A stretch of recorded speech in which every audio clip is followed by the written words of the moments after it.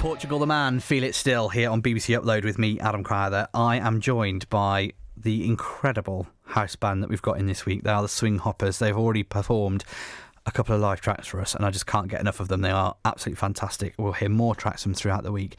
But joining me in the studio are the Swing Hoppers. Evening, guys. Hi. Thanks so much for coming in. Thank you for having us, mate. It's been wicked, yeah. I was saying earlier on, I don't think that anyone has done beatboxing live on the radio before, and you did it so well and effortlessly. Oh, thank you so much. Yeah. So let me start with you. When did you first get into sort of beatboxing and stuff? So I've been beatboxing for years and years. I've been doing it since school, basically, and I guess it started with making weird little noises in the playground, and that sort of slowly became beats and rhythms, and just went from there. So started off as a bit of clowning around, and it's become something that now you do to earn money. Yeah. That's pretty class, on radios. Right? Yeah, absolutely. No, I absolutely love it. It's such a incredible art form to be part of, and such an amazing community to be part of as well. Yeah, and not many people can do it. So it gives you a pretty exclusive set of skills. Yeah. No, there's. I think everyone's got an exclusive set of skills. But yeah, it's a really nice one to have, and it's really portable, and really good to have. As long as you've got you and nothing else, you don't have to carry around instruments with you. Yeah. I'll be bored in the car driving into work, or I'll be in the shower, or whatever I'm doing. I can be beatboxing and getting my practice in and keep myself entertained. Learning new tricks. Yeah, exactly. Yeah, I like it. I'm not going to ask you to do anything right now. Maybe later on. And also, so we've got Pi, your beatbox extraordinaire. Charlene Ray, you are the singer. Yes, in the Swing Hoppers. Tell me a bit more about where you started with singing and performing. Oh, probably singing in trains to get free snacks when I was like 5. Really? Singing for my granny, putting on shows and nice. Don't know, choirs, probably school choirs is where I began. A bit of like gospel, even tinted type choirs. Mm-hmm. And then just school and studied music in the end at Goldsmiths and did vocal, majored in voice at Goldsmiths, and then just been in sorts of loads of bands since then in London. Just carried on, moved to Bristol, started up a choir. So I was leading a choir called Voices of the Rave. Yeah. Which was really fun, and we needed a... So Voices of the Rave, is this like a dance music choir? It was, yeah. Oh my goodness. Are they still going? They are still going. I stepped away because I got so busy with this band. So they're sort of up in arms a little bit, but they do hope to keep going. And they've got my arrangements, so they sing them at like festivals and stuff. Oh, wow. And that community is still really lovely and tight. But we needed a beatboxer to keep time for us, and that's when I met Pi. We put a shout out and he came forward. And then I think we're up to date with me being in the Swing Hoppers. And then finally, Offbeat, you are a bit of a front man for the band, I guess. It's probably fair to say. Yeah, I guess so. I mean, we all kind of take equal parts, I think, in terms of the performance. Yeah. But I'm the sort of one with the biggest mouth, so I do the most talking. Is that how it works? Yeah. You got the big mouth, you go, you do lots of I talking. think these guys would agree with that. Line a bit now. Yeah.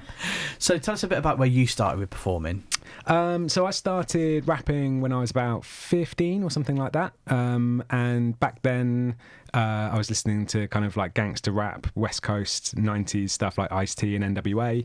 And growing up in the slums of Cirencester, as I did, found I couldn't really get away with rapping about that sort of stuff. Yeah. So it took a little while till I found that there was even UK hip hop that existed. And then when I discovered that, I found that I could relate to that a lot more. So I started doing that. I took a big break for about 10 years, which is what my song First Love is about, which I'll perform for you guys as part of this session.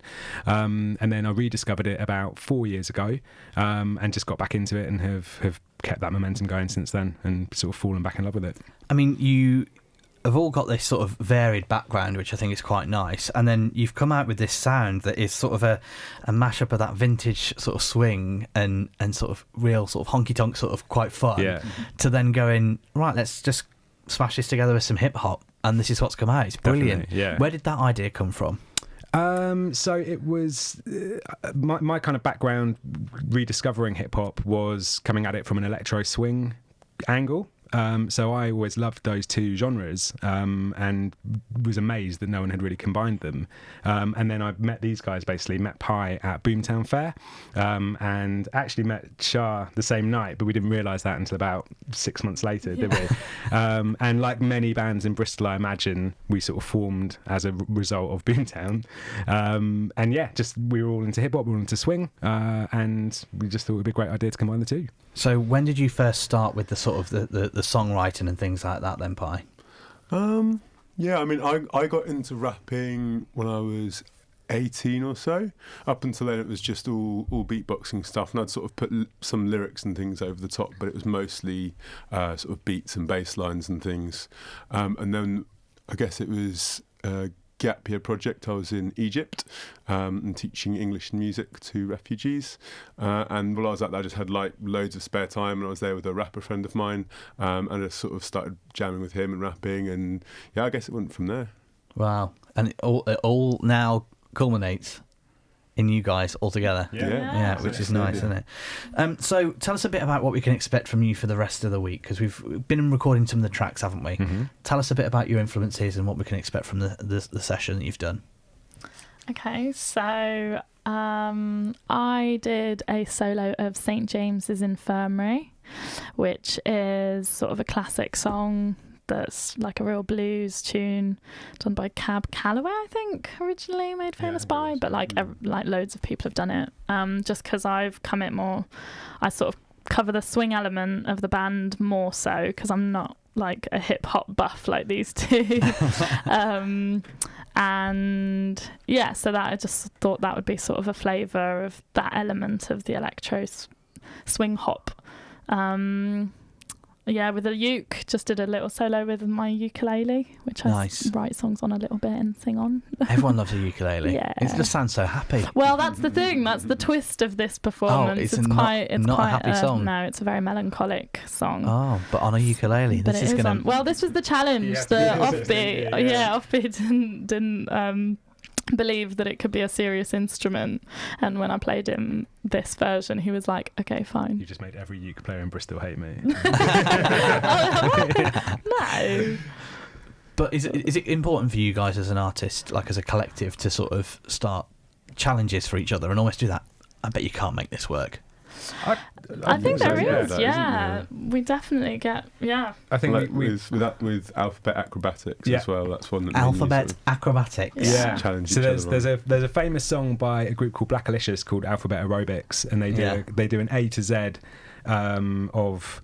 Well, just lyrics basically. They go through the alphabet and rap a sort of a mini verse for every letter of the alphabet. And Pi and I both have grown up listening to that. I knew that song. That was my warm up for my choir. Was it really? Yeah, I love it.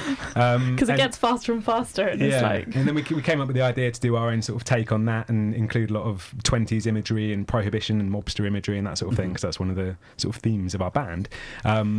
And yeah, we kind of came up with the idea, and we weren't sure how easy it would be. And with Pi doing the beatbox side of things, it keeps me on my toes because he's kind of in control of the speed of it. So the faster he goes, the faster I've got to keep up.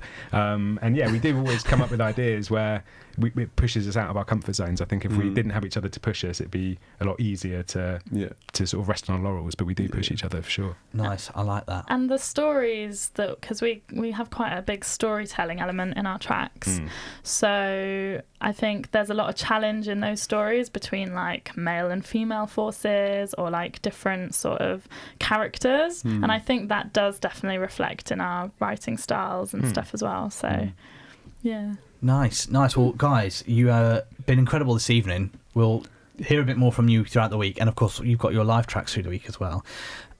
We've heard a bit about what we can expect, and of course you're here with us through the week. And one of the most important things I think we should tell people is that you've made your debut EP available for our listeners for free. That is correct. Yeah. Tell us a bit how, if people like your music, how they can get involved with. If they like our music and they want to download our EP for free, all they have to do is go to www.theswinghoppers.com/BBC, and it will take them directly to a page where they can download it for free. For free. You get a whole EP of these guys' incredible talent for free. And well, thanks for coming in this evening. We'll hear more from you through the week. Thank you very much. So much. It's been great. Cheers. Not a problem problem at all. There we go. That is the Swing Hoppers. We'll hear more from them. Like I say, they are my house band of the week. Offbeat Pie and Charlene Ray. Incredible talents. Absolutely fantastic. And like I say, they're going to be playing live tracks for us throughout this week here on BBC Upload. Right now, Calvin Harris, Pharrell Williams, Katy Perry, Big Sean, it's Feels.